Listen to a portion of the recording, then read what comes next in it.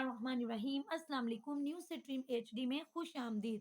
Developments हो रही हैं, अदलिया को प्रेशर में लिए जाने की कोशिश हो रही है, अदलिया पे हमले हो रहे हैं, और अदलिया के बारे में और जजेस के बारे में बयानबाजी हो रही है, और अजीबोगरीब इस तरह के भी ट्रेंड सामने आ रहे हैं कि या तो चीफ जस्टिस साहब जो हैं वो इस्तीफा दें या फुल कोर्ट बनाएं।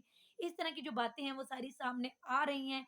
ऐसे में कल रात कप्तान ने एक बहुत बड़ा सरप्राइज दिया है, और वो सरप्राइज़ इतना बड़ा था कि उसके बाद नवाज़ शरीफ को बाकायदा तौर पे प्रेस कॉन्फ्रेंस करनी पड़ी हंगामी तौर पे, और उन्होंने प्रेस कॉन्फ्रेंस की और उसमें उन्होंने जजेस को धमकियाँ दी, अदलिया को धमकियाँ दी। उन्होंने कहा कि हम ये जो 3 रुकनी बेंच है, इस पे मैं उन्होंने अदम एतमाद का इज़हार किया कि मैं इस पे एतमाद नहीं करता। ये जो 3 रुकनी बेंच है, इसमें 2 जजेस वो हैं जिन्होंने मेरे खिलाफ फैसला सुनाया था।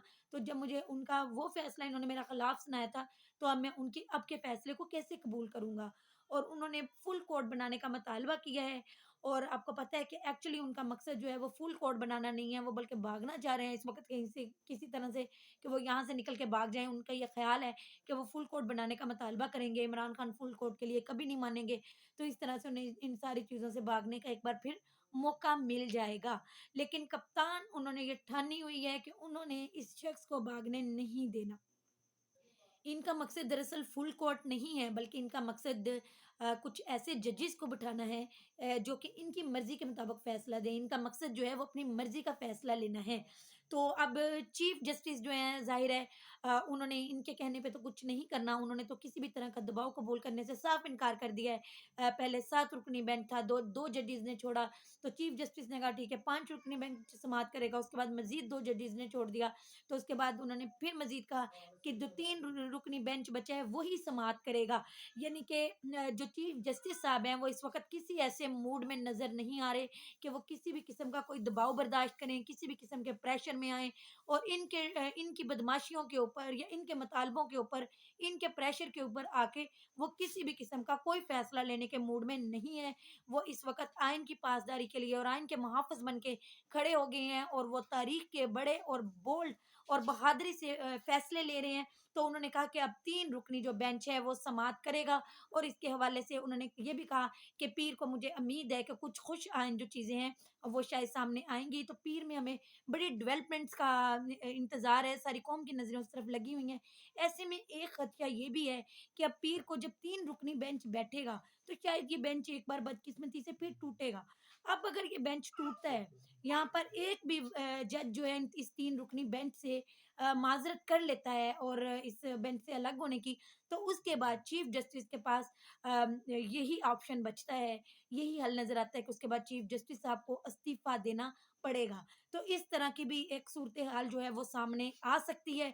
तो चीफ जस्टिस पे दबाव इस कदर बढ़ गया और हालात इस वक़्त इतने नाज़ुक हो गए, तो ऐसे में इमरान खान जो हैं वो मैदान में उतरे, और उन्होंने चीफ जस्टिस को रिलैक्स करने के लिए, उन पे दो दबाव बढ़ाया जा रहा था, उस दबाव को रिलीज़ करने के लिए एक बड़ा छक्का मारा है, और उन्होंने एक बड़ा ही अहम बयान दिया है। पहले भी वो इनफॉर्मली वो पहले भी ये ट्वीट कर चुके हैं कि अगर फुल कोर्ट हो या 3 रुकनी बेंच हो या चंद 5 रुकनी बेंच हो, मुझे इस चीज़ से फ़र्क नहीं पड़ता।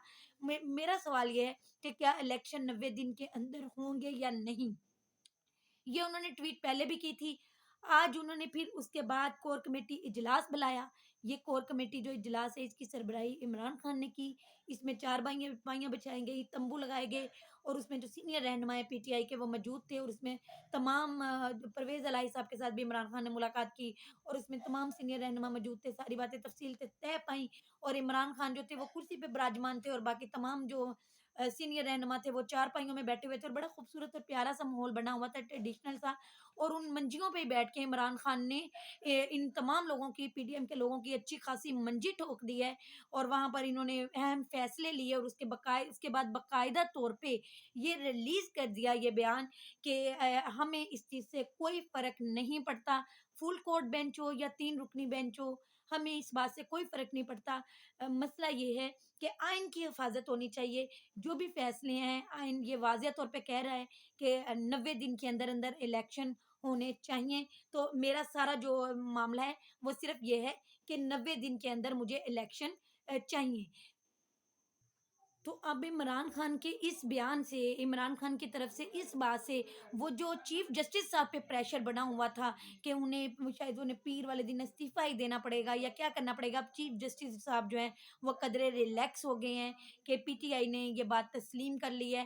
لیکن اب اگر فل کورٹ بینچ بنے گا تو ناظرین اس میں یہ بات بڑی اہم ہے کہ اب کی بار فل کورٹ بینچ کسی کی دھمکیوں میں آ کے نہیں بن رہا، کسی کی بدماشیوں کے نتیجے میں نہیں بن رہا، کسی کے پریشر میں آ کے نہیں بن رہا، بلکہ یہ اتفاق سے بن رہا ہے۔ یہ تمام سیاسی جماعتوں کے، پی ٹی آئی کو اختلاف ظاہر ہے اس سے ہونا تھا، پی ٹی آئی نے اس کی حمایت کر دی ہے کہ ٹھیک ہے فل کورٹ بینچ بنتا ہے، تو پھر بھی ہمیں اس کی پرواہ نہیں، کیونکہ ہمیں پتہ ہے کہ آئین کے مطابق 90 دن کے اندر الیکشن ہونے چاہیے۔